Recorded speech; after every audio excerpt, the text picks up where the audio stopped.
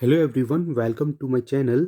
इस वीडियो में हम समझते हैं कि कैरी लुक अहेड एडर क्या होता है, इसकी क्या क्या प्रॉपर्टीज़ होती हैं, किस तरीके से हम इसको इम्प्लीमेंट करते हैं, ठीक है।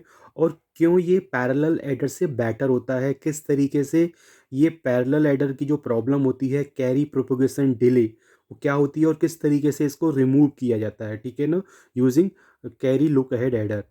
तो देखिए, पहला पॉइंट हम बोल सकते हैं कि जो कैरी लुक अहेड एडर है वो फास्टर होता है, ठीक है ना, in terms of operational speed, अगर हम इसे कंपेयर करें पैरेलल एडर से। पहला पॉइंट ये हो गया। दूसरा पॉइंट हम बोल सकते हैं कि जो कैरी प्रोपोगेशन डिले वाली जो प्रॉब्लम आ रही थी पैरेलल एडर में, उससे समझते भी हैं कि वो प्रॉब्लम क्या होती है, उसको हम इस कैरी लुक अहेड एडर में ओवरकम करते हैं, रिमूव करते हैं, ठीक है। तो मैं ये दोनों पॉइंट्स अभी लिख लेता हूँ, फिर हम समझते हैं कि कैरी प्रोपोगेशन डिले प्रॉब्लम है क्या एक्चुअली, राइट।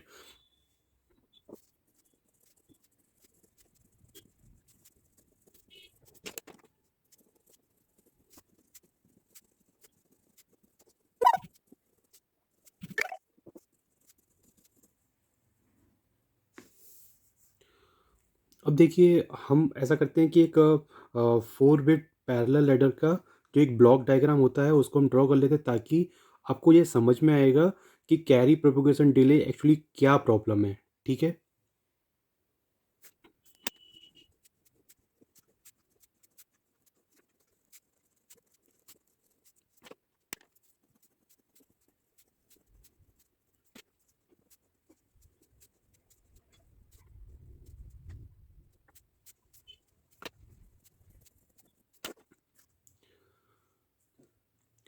देखिए, इसमें एक्चुअली हो क्या रहा है, ये 4 बिट पैरेलल लैडर का मैंने ब्लॉक डायग्राम ड्रॉ कर लिया।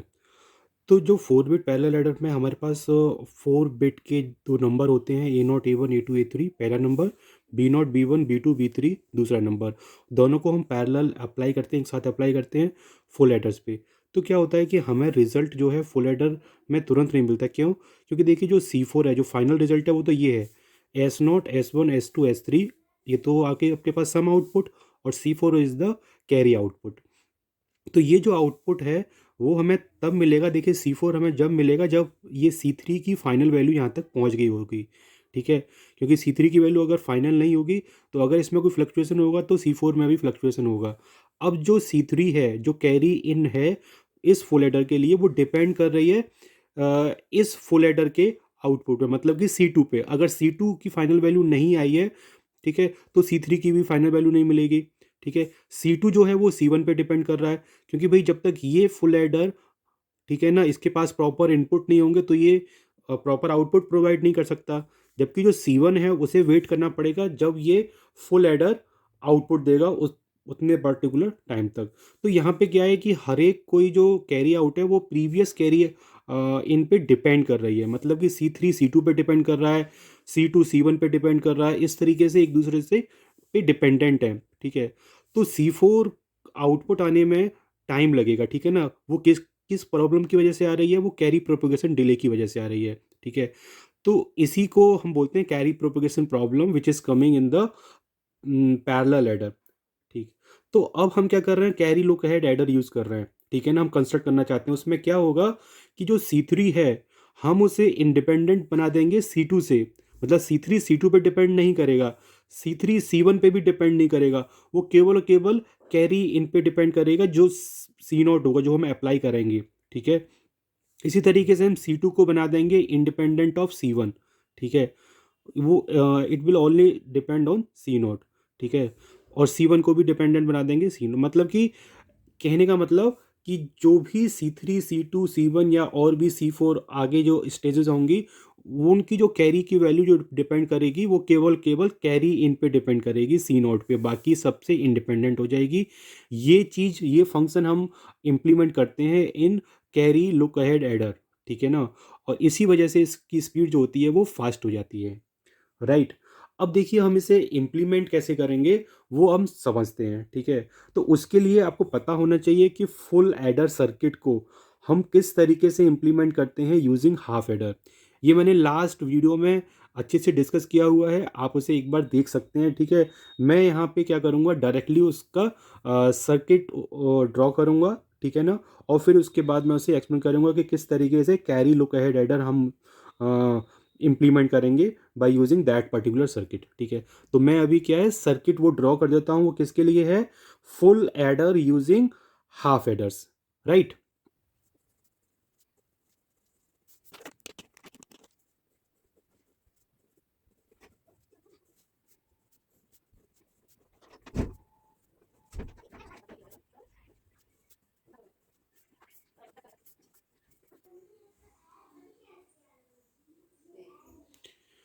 देखिए इस सर्किट में हमने फुल एडर को इम्प्लीमेंट किया है। आपके पास 3 इनपुट्स होते हैं फुल एडर में, A B C.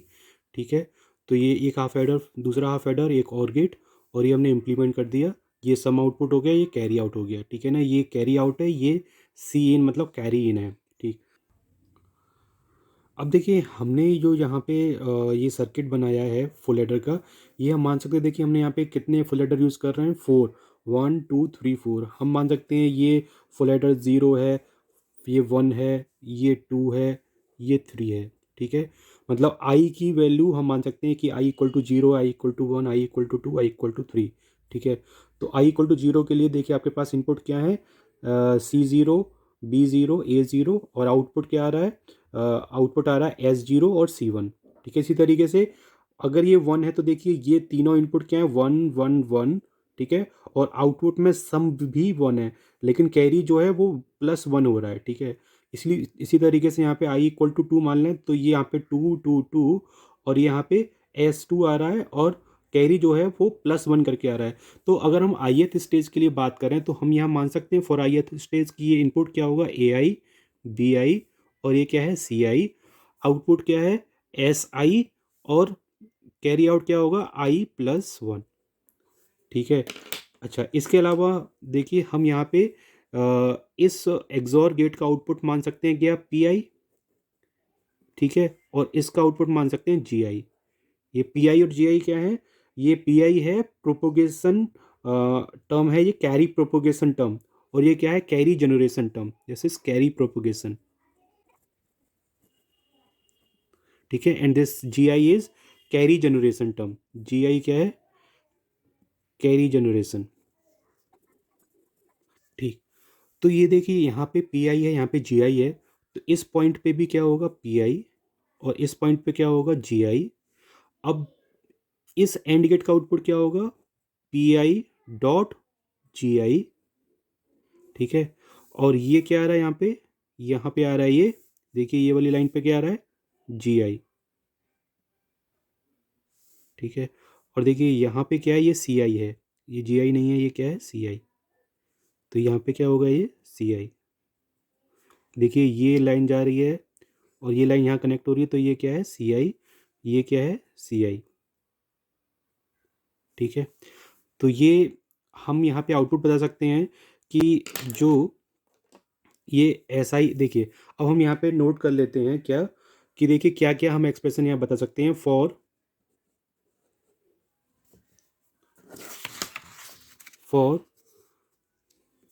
4 bit addition,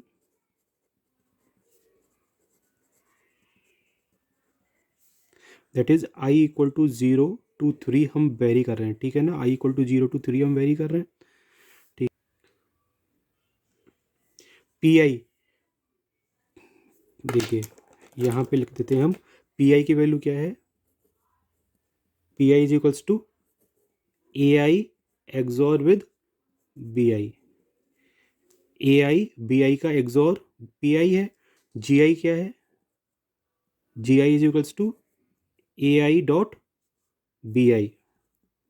ठीक है, तीसरा टर्म हम क्या लिख सकते हैं यहाँ पे, SI। SI की वैल्यू क्या है, SI की वैल्यू देखिए PI एक्सॉर विद CI। ठीक है, और फोर्थ टर्म क्या है, CI+1 इज इक्वल टू, ये क्या है, GI प्लस, प्लस है, एक्सॉर नहीं है ये।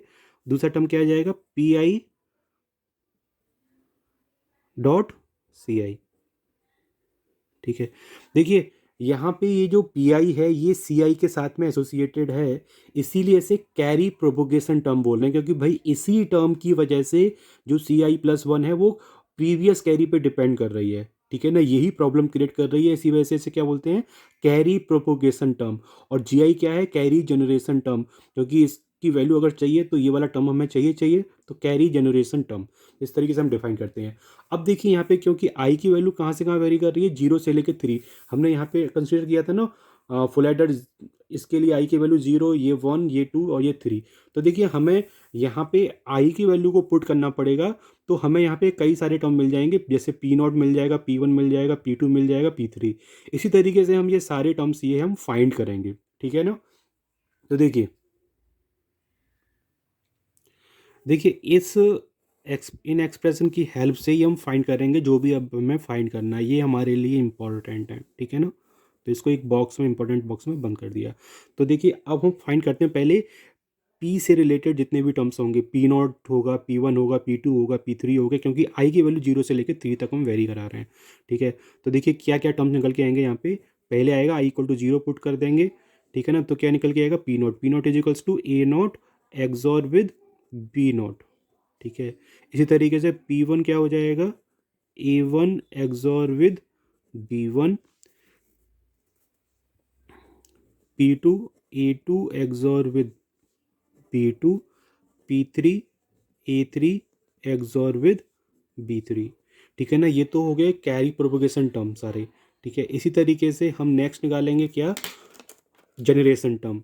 तो यहाँ पे भी I equal to zero one two three put करो, तो जी नॉट मिल जाएगा, जी वन मिल जाएगा आपको, जी टू मिल जाएगा एंड जी थ्री मिल जाएगा। इनकी वैल्यू क्या क्या होगी, A not dot B not, A one dot B one, ठीक है, A two dot B two and A three dot B three, ठीक है।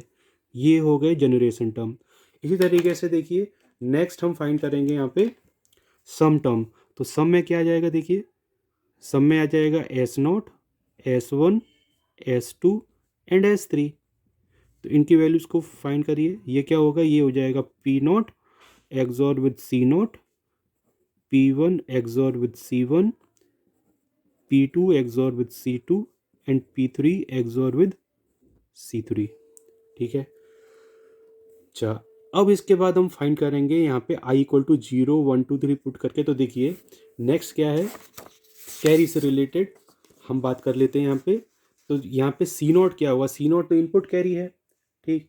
तो क्या हम यहाँ पे लिख सकते हैं, C not, C not, C not क्या है, C not is equal to input carry, ठीक। अच्छा ये सी वन क्या है, सी वन, देखिए सी वन की वैल्यू फाइंड करने के लिए हम क्या करेंगे, यहाँ पे I equal to zero put करेंगे तो सी वन मिल जाएगा हमें, ठीक है। For I equal to zero, तो सी वन मिल जाएगा। इस एक्सप्रेशन की हेल्प से सी वन की वैल्यू क्या होगी, आई इक्वल टू जीरो पुट कर रहे हैं ना आप, ठीक। तो इसकी वैल्यू हो जाएगी G not plus P not dot C not, ठीक है।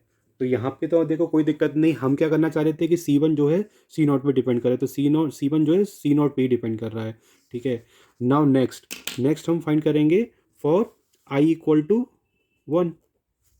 आई इक्वल टू वन से क्या मिलेगा हमें, आई इक्वल टू वन से देखिए इसको हम एक ब्रैकेट में बंद, इसको एक बॉक्स में बंद कर देते हैं, ठीक है ना, क्योंकि यही वैल्यू हमें रिक्वायर्ड है। सी अगर वन पुट करेंगे, देखिए इस एक्सप्रेशन में यहाँ पे अगर हम वन पुट करेंगे तो ये क्या हो जाएगा, सी टू, तो C two is equal to हो जाएगा जी वन प्लस पी वन सी वन, ठीक है। अब जो सी टू देखिए यहाँ पे सी वन पर डिपेंड करना है, अब हमें इसी टर्म्स को, इसी डिपेंडेंसी को हटाना है कैरी लुक एड एडर में। तो क्या करेंगे, सी वन को रिप्लेस कर देंगे इसमें जो एक वैल्यू दी हुई है, तो it will equal to G one plus P one, और यहाँ पे वैल्यू पुट कर दी हमने सी वन की, तो क्या आ जाएगा, ये G not plus P not C not. तो सी टू की वैल्यू हो जाएगी G one plus P one G not plus P one P not C not, ठीक है। तो ये वैल्यू आ जाएगी सी टू की। इसी तरीके से हम C3 की वैल्यू फाइंड करेंगे, ठीक है ना। So for I equal to 2, 2 put कीजिए तो C3 मिल जाएगा आपको। C3 इज इक्वल टू क्या हो जाएगा, G2। देखिए 2 पुट करेंगे तो 2 प्लस 1 तो 3 हो जाएगा, तो C3 is equals to G2, G2 plus P2 C2। अब C3 जो है डिपेंडेंट है C2 पे, लेकिन हमें यही डिपेंडेंसी खत्म करनी है, तो क्या करेंगे, क्योंकि C2 को हमने इंडिपेंडेंट बना दिया C1 से, तो इसी एक्सप्रेशन का हम यहाँ यूज़ कर लेंगे, ठीक है। तो इसी तरीके से अब आप यहाँ पुट करोगे तो देखिए मैं डायरेक्टली वैल्यू फाइंड कर रहा हूँ, ठीक है। ये देखिए क्या हो जाएगा।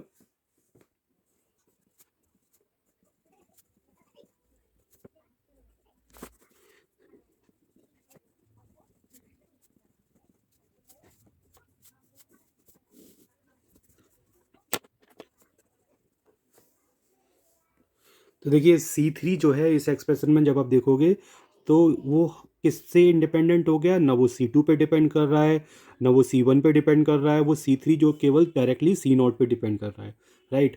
इसी तरीके से I इक्वल टू 3 जब हम इस इक्वेशन में पुट करेंगे वैल्यू, तो जैसे हमने ये वैल्यू पुट की है, ठीक है ना, ये वैल्यू फाइंड को इसी तरीके से हमें क्या मिल जाएगी, C4 की वैल्यू। तो C4 is equal to G3 plus P3 C3। अब यहाँ से C3 पे जो डिपेंड कर रहा है C4, ठीक है, C4 जो है C3 पे डिपेंड कर रहा है, उसकी डिपेंडेंसी को कैसे हटाएंगे, ये वाली वैल्यू को यहाँ पुट कर देंगे, तो हमें C4 की वैल्यू मिल जाएगी इन टर्म्स ऑफ C0। अब यहाँ पे ना C1 है, ना C2 है, ना C3 है, ठीक है ना। तो वैल्यू को पुट कीजिए और फाइंड कीजिए आप लोग।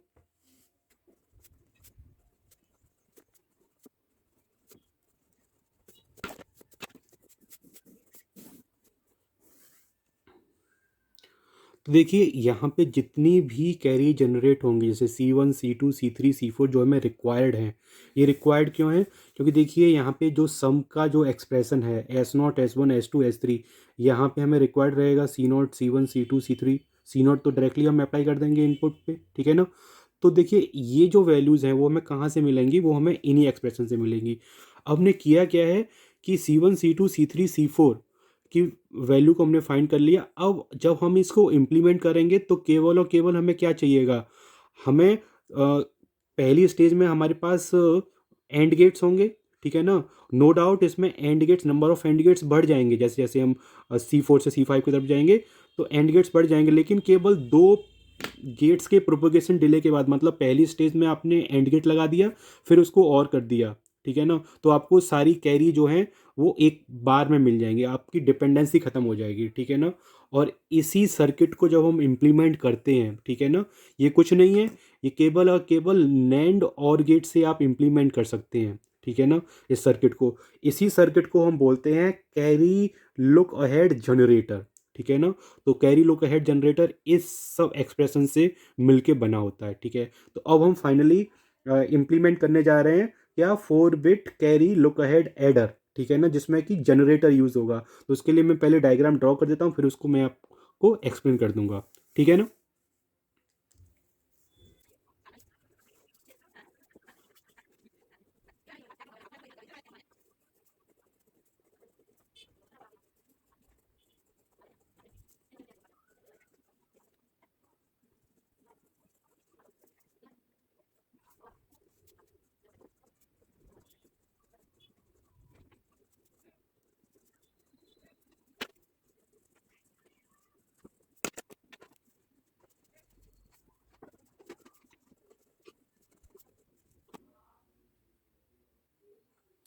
देखिए अब इस कैरी लुक अहेड एडर जो हमने सर्किट बनाया, ये जो डायग्राम बनाया, उसको थोड़ा समझ लेते हैं कि इसमें हमने किया क्या है।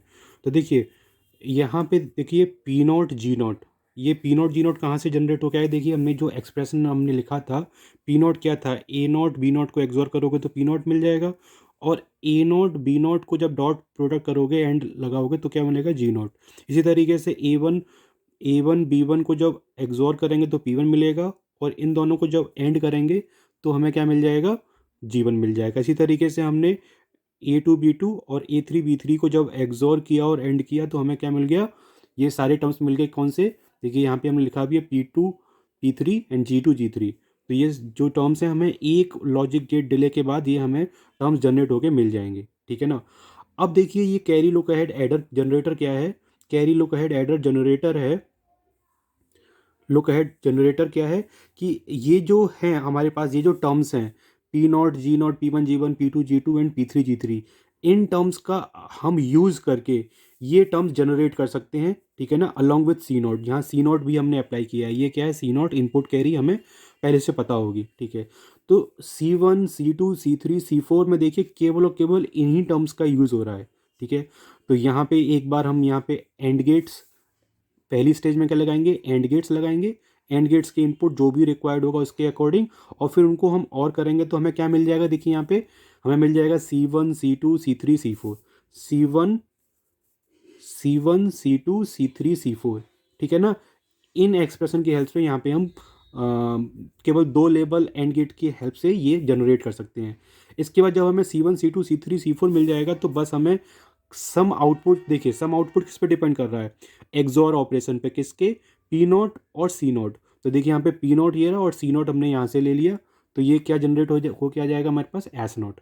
इसी तरीके से एस वन किस पे डिपेंड कर रहा है, सी वन पी वन पे, तो C one C two C three C four तो यहाँ से जनरेट हो गए। देखिए ये C not C one C two C three के में रिक्वायरमेंट है तो वहाँ डायरेक्टली जनरेट हो गए, ठीक है। अब इसको एक्सॉर करना है P not P one P two P three. अब P not P one P two P three कहाँ से, यहाँ से मिल जाएगा आपको डायरेक्टली, ठीक है ना। तो इस तरीके से आप ये सर्किट इंप्लीमेंट करोगे तो ये आपके पास सम आउटपुट हो जाएगा और ये आपके पास कैरी आउट हो जाएगा सी फोर, 5 बिट का आउटपुट, ठीक है। तो ये इसमें लॉजिक होता है, इस तरीके से हम इसे इंप्लीमेंट कर सकते हैं, ठीक है। Okay, thank you everyone.